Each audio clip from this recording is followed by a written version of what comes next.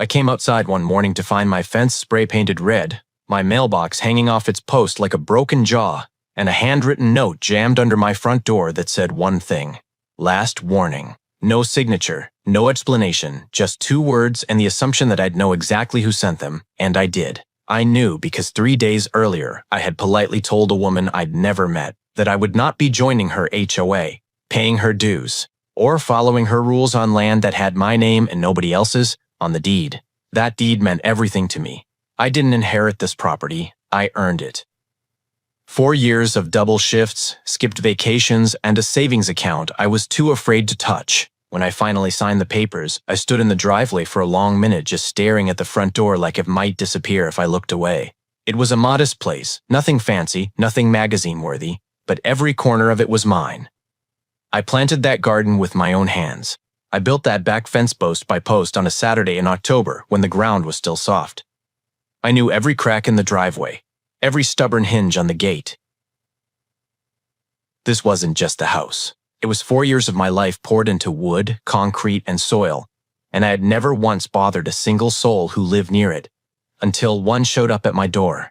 She showed up on a Wednesday afternoon looking like she'd scheduled the visit 2 weeks in advance and picked her outfit accordingly. Pressed blazer, oversized sunglasses, a clipboard tucked under one arm like a weapon she hadn't drawn yet. She introduced herself as Karen, president of Willow Creek Estates HOA, with the kind of smile that's technically a smile but feels more like a warning label. She said she was there to welcome me to the community. I told her I appreciated that, but wasn't interested in joining anything.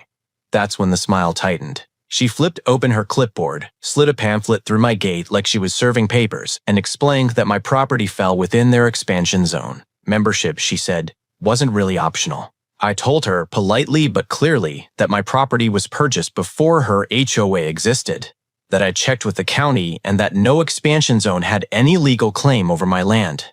She nodded slowly, the way people do when they're not actually listening. Then she clicked her pen, made a small note on her clipboard, and said something that I keep coming back to even now. People who don't cooperate tend to find things get very uncomfortable around here. Then she turned and walked away, and I stood there at my gate with a pamphlet in my hand and a feeling I couldn't shake. That this was only the beginning. She wasn't wrong about that. Within a week, the first violation notice appeared in my mailbox, printed on official-looking letterhead, complete with a fake case number and a payment deadline underlined in red. It cited my garden lighting as a violation of community aesthetic standards. My garden lighting. 3 solar stakes. I'd bought on clearance that I genuinely loved. I looked up the HOA's legal standing with the county that same evening. Nothing. No registration. No filing. No record of Willow Creek Estates HOA existing anywhere outside of Karen's clipboard. I ignored the notice. That was apparently the wrong move.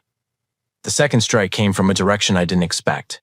Neighbors I'd waved to for 2 years suddenly stopped making eye contact. My next-door neighbor, a quiet older man named Gerald, pulled me aside one evening and admitted that Karen had called a community meeting and told everyone I was deliberately lowering property values by refusing to comply. She had turned my silence into a story, and the story was spreading. I started to feel it, that slow, suffocating pressure of a neighborhood being turned against you, one conversation at a time, but even that I could live with. What I could not live with was what happened on a Thursday morning 3 weeks after Karen's first visit. I walked outside to find 3 words sprayed across my front fence in red paint, thick and deliberate like whoever did it wanted to make sure I felt it. Below the words, my mailbox had been knocked clean off its post, and tucked under my front door, that note. Last warning. I stood there in the cold morning air, coffee going lukewarm in my hand, staring at my own property like a crime scene, and something shifted in me right then, quietly. Completely, and without any going back. I didn't yell. I didn't knock on Karen's door. I didn't post anything online or confront a single neighbor. I went inside, sat down at my kitchen table, and got very, very quiet. Because I've learned that the loudest thing you can do to someone who wants a reaction is refuse to give them one. Instead, I made a list. First, I filed a police report that same morning, documented everything, photographed the fence, the mailbox, the note, and time-stamped all of it. Second, I called a property attorney. Took one consultation, 45 minutes, and about 3 questions before she started smiling on her end of the phone.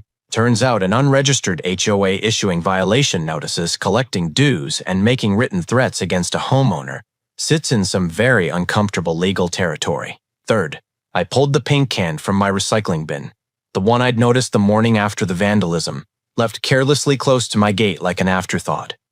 I bagged it. I labeled it. I handed it to the officer when he came to follow up. And then I upgraded every camera on my property, angled one directly toward the street, and I waited. Karen thought she was applying pressure. She had no idea she was building my case brick by brick with every move she made. It took 11 days. 11 days from the moment I filed that report to the morning 2 patrol cars rolled quietly down my street and parked directly in front of Karen's house. I watched from my porch with a cup of coffee that, for the first time in weeks, I actually enjoyed.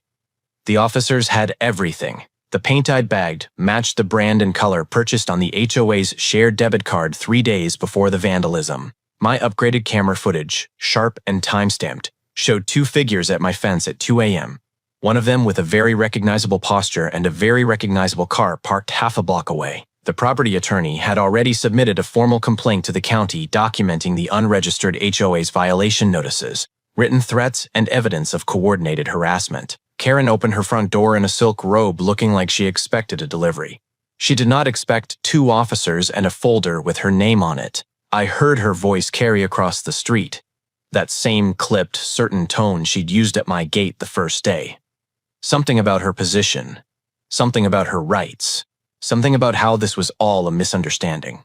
One officer said, calmly and without drama, that an unregistered organization has no legal authority to issue violations, collect fees, or threaten homeowners, and that the vandalism evidence was sufficient for criminal charges. Karen looked across the street then, found me on my porch. I raised my coffee cup, not with a smirk, not with a wave.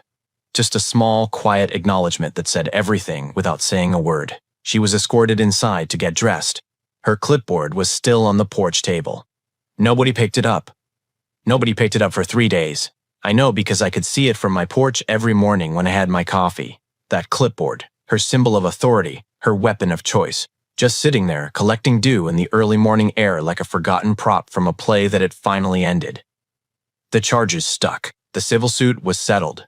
The HOA was formally denied registration by the county, and the neighborhood, quietly, slowly, started returning to normal. Gerald waved at me again the following week. I waved back. Some battles find you whether you want them or not. You don't get to choose when someone decides your piece is their project. You only get to choose how you respond. I chose patience, documentation, and the law. It worked out. Now I want to hear from you. Have you ever had a neighbor like Karen? Drop your story in the comments. And if this one hit close to home, you already know what to do.